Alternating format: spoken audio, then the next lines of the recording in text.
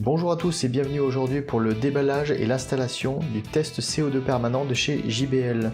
Comme on peut voir sur la boîte, il est dit que les 20 ml de réactifs fournis permettent une lecture directe du CO2 pendant 9 à 12 mois. Il est à noter qu'il est compatible uniquement pour les aquariums d'eau douce.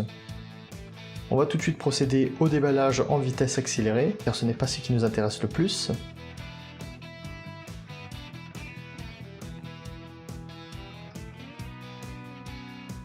Donc fourni dans la boîte, on a le petit boîtier que l'on va placer à l'intérieur de l'aquarium, les deux fioles de réactifs de 10 ml chacun, et un nuancier sous forme d'autocollant en plusieurs exemplaires que l'on va pouvoir renouveler.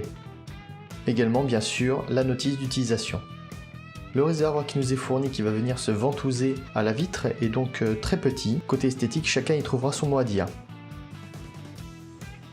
Première opération, je place l'autocollant qui va permettre d'effectuer une mesure directe. Il y en a plusieurs de fournis. Il est peut-être possible que ceci se décolle au fur et à mesure du temps. Au niveau du réactif, il faut verser 35 gouttes dans le réservoir.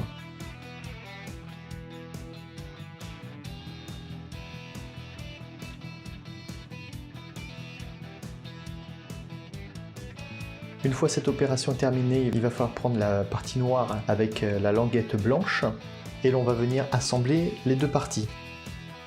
Point que j'ai pu noter, il faut vraiment appuyer très fort car dans un premier temps ça a tendance un petit peu à se désolidariser. Opération très délicate, il faut tourner l'appareil dans un sens assez précis. Donc voilà comment le réactif se présente, il est de couleur bleue et il doit être en contact avec la languette blanche. Au-dessus, on a un vide d'air. Ce vide d'air est toujours en place et c'est le contact entre le réactif et le vide d'air qui va faire que le réactif change de couleur. Il est préconisé dans la notice également de le placer à l'opposé d'un éventuel kit CO2, ce que j'ai fait. Et vous pouvez également rajouter un autocollant un peu plus gros pour faciliter la lecture. C'est un peu disgracieux, je pense que je vais l'enlever dans quelques temps. Il est noté dans la notice que le temps d'action est environ de 2 à 3 heures. Au bout de 2 à 3 heures, en effet, le réactif est passé à la couleur verte. Ce n'est pas très net sur la vidéo, mais à l'œil nu, on voit clairement la couleur qui m'indique que le taux de CO2 dans mon aquarium est correct. Je peux vous confirmer que la lecture est correcte, vu que la veille, j'avais fait des tests de pH et de KH qui me permettent de vous assurer de la fiabilité du produit. Point positif, ça a l'air de bien fonctionner, c'est l'effet que je recherchais. Point négatif, selon moi, lorsqu'on effectue le nettoyage de son aquarium, si jamais on est amené à donner un coup à cet appareil, on peut éventuellement faire en sorte que les deux parties se désassemblent, ce qui pourrait faire en sorte que les réactifs s'écoulent dans l'aquarium.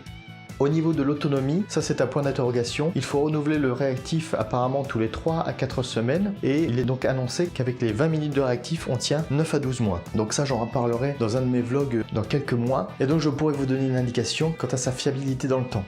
Voilà, j'en ai terminé pour aujourd'hui, j'espère que cette vidéo vous aura plu, que vous aurez trouvé ça utile. Si c'est le cas, n'hésitez pas à mettre un pouce bleu, abonnez-vous à la chaîne, on est de plus en plus nombreux, je vous remercie énormément. Je vous dis à la prochaine, allez, ciao!